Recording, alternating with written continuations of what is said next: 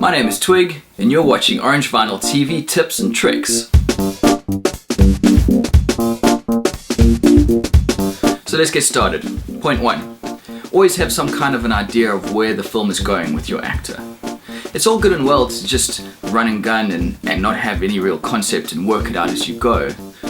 But the idea of having some piece of, maybe if it's a sketch, maybe it's something written, having some piece that you can work back towards whenever something comes up is really, really handy. And I've noticed that it's always good when the bands that I've been filming have an idea or have a written concept of what they're doing that we can always go back to.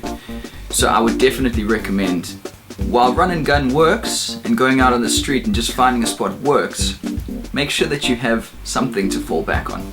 Number 2, image stabilizing lenses.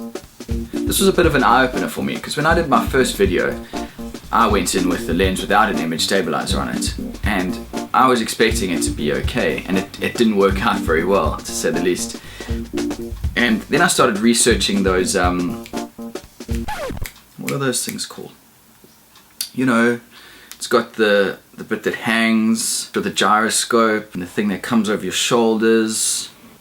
Steadicam. I started looking into Steadicams thinking that was the answer to my problems. But in reality, it's all about having a lens that has image stabilizer built into it. So I'm not saying that a Steadicam is not a bad idea. It probably will improve it even more. But the jump between a non-IS lens and an IS lens was massive.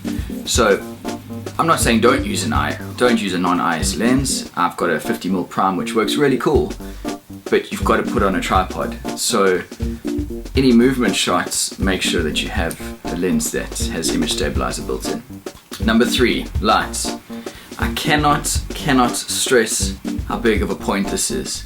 I went out and bought myself some work lights, 2 500 watt work lights and a small 150 just to add a little bit extra.